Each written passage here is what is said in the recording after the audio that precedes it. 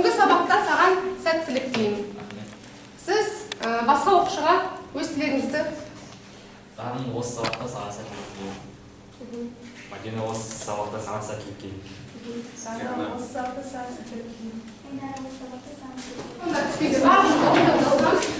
Эстрогендер мына жаққа отырсын, және андрогендер мына жаққа, прогестерондер ана төртінші топқа. Үй тапсырмасын шындық жалған әдісімен тексеремін. Сіздерге анықтамалар береді. Егер дұрыс болатын болса шындық, жалған болатын болса жалған деп жауап бересіздер. Мақсат аталық жыныс гормондары тестостерон және андроген болып табылады ма? Ағза физиологиялық тұрғыда көбеюге дайын болған кез. Бұл шындық па, жалған ба? Шындық. Келісеміз бе?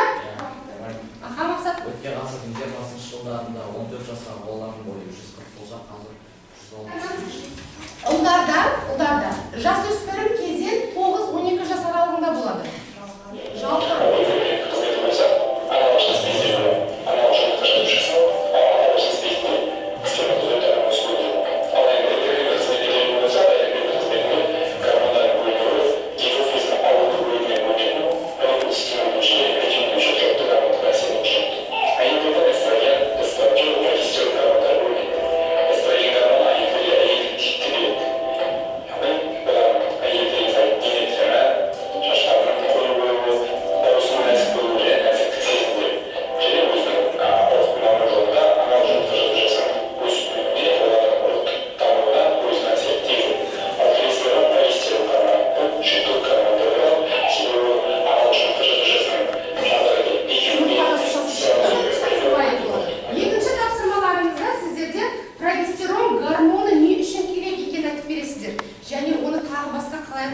Эстроген тобы сіздерде менструалдық циклдың екінші кезеңі, сол кезеңде толық сипаттама бересіздер.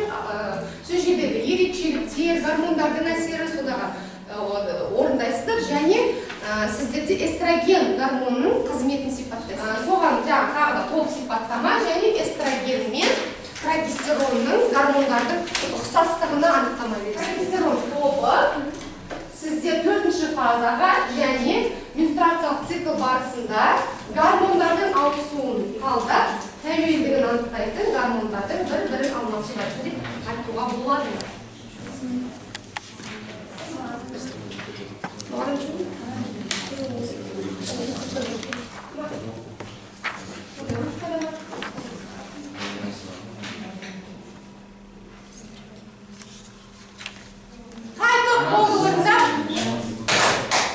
Бірінші топ.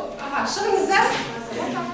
Жарықтың қабатталған сілемейлі қабығының қамбаған ескі жоңдыққа жасушасының эндометрияның бөлімінен басталған сантиметрінен қан эндометрияның бұзылған жасушалар және ресті нәрөздер бұзылған.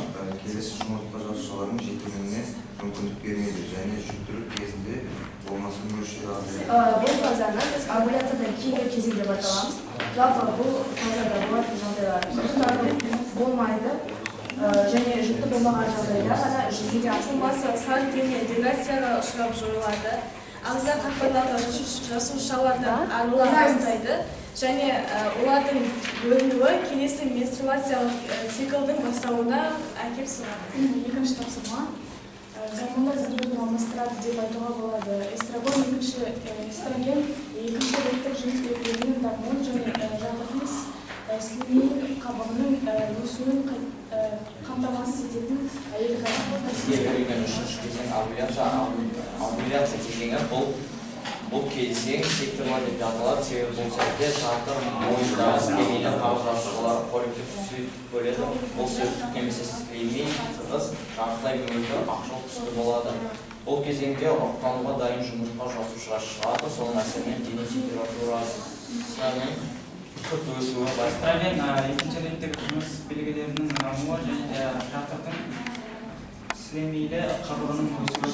Прогестерон келесі жұмыртқа жасушаның жетілуіне мүмкіндік береді.